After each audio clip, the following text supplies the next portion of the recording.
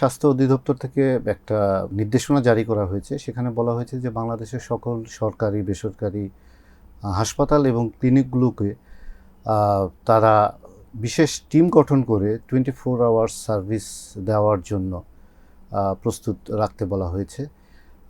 এটি আমাদের আজকের একটি গুরুত্বপূর্ণ স্টোরি, যেটি নিয়ে আমরা আলাপ করতে চাই আমাদের স্টাফ রিপোর্টার মোহাম্মদ আল-আমিন সাদমানের সঙ্গে। সাদমান, এই নির্দেশনাটা সেখানে আসলে কি আছে? সাধারণত আমরা সবসময় দেখে আসছি যে নির্বাচনকালীন সময় বিভিন্ন ধরনের সহিংসতার ঘটনা ঘটে।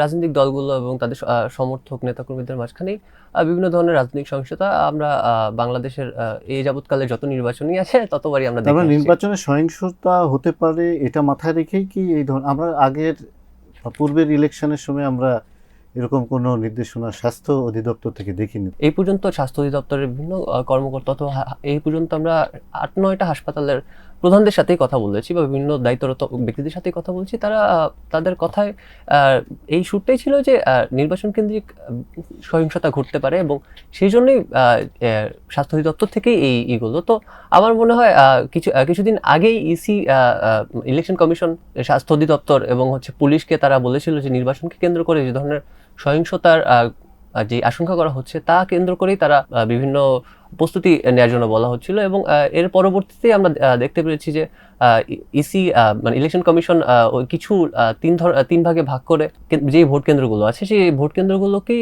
3 ভাগে ভাগ করে তারা দিয়েছিল যে এইটা বেশি ঝুঁকিপূর্ণ, কম ঝুঁকিপূর্ণ, জি জি জি এইভাবে আসলে মার্কিংটা করা হয়েছে। বেশি ঝুঁকিপূর্ণ জায়গাগুলো তো দেখা গিয়েছে এই যে দিয়েছে প্রায় 40-41% হচ্ছে ঝুঁকিপূর্ণ হিসাবে বিবেচনা করেছে পুলিশের সূত্র তা বলছে আর কি, পুলিশের তথ্য মতে আমরা তা জানতে পেরেছি। এবং হাসপাতালগুলো আমি যদি স্পেসিফিক্যালি কিছু জায়গার কথা বলি, যেমন চট্টগ্রামের প্রায় 1/3 বেশি ভোট কেন্দ্রগুলোকে আসলে ঝুঁকিপূর্ণ ধরা হচ্ছে। এগুলো শুধুমাত্র সহিংসতার আশঙ্কা এরকম না, সেই কেন্দ্রগুলো দূরে অবস্থিত, সেই ভবনগুলো ঝুঁকিপূর্ণ, এরকম বিভিন্ন ফ্যাক্টর থাকলেও মূলত সহিংসতার আশঙ্কা কেন্দ্র করি আর কি ঝুঁকিপূর্ণ। আপনি তো অনেক হসপিটালের সঙ্গে কথা বলেছেন, প্রায় কি তাদের সেই প্রয়োজনীয় নির্দেশনা অনুযায়ী প্রস্তুতি নিয়েছে?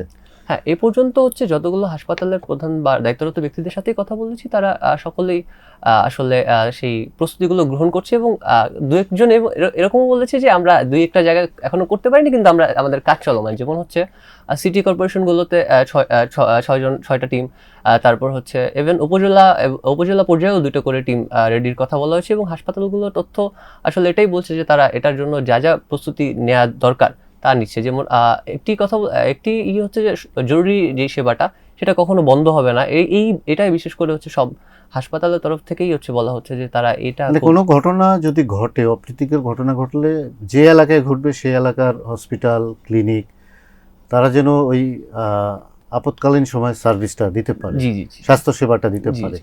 আর এখনো তো সময় আছে। এই নির্দেশনায় আমরা দেখেছি 8 ফেব্রুয়ারি থেকে 13 ফেব্রুয়ারি পর্যন্ত এই প্রস্তুতি নেওয়ার এবং প্রস্তুত থাকার কথা বলা হয়েছে।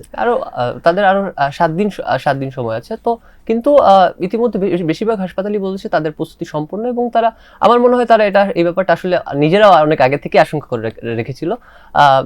আমরা তো বিভিন্ন মানবাধিকার সংস্থার রিপোর্ট ইতিমধ্যে দেখেছি যে আসলে নির্বাচনকে কেন্দ্র করে ইতিমধ্যেই তো অনেক জায়গায় সহিংসতা শুরু হয়ে গেছে। আজকে কিছুক্ষণ আগেও পটুয়াখালীতে আমরা দেখেছি যে একটি সহিংসতার ঘটনা ঘটেছে। তো আমার মনে হয় যে এটার প্রতিদিনই কিছু না কিছু ঘটছে, নানান জায়গায় ঘটনা ঘটছে এবং অনেকে আহত হচ্ছে। আমরা জানি এর মধ্যে একজন মারাও গেছে। ধন্যবাদ।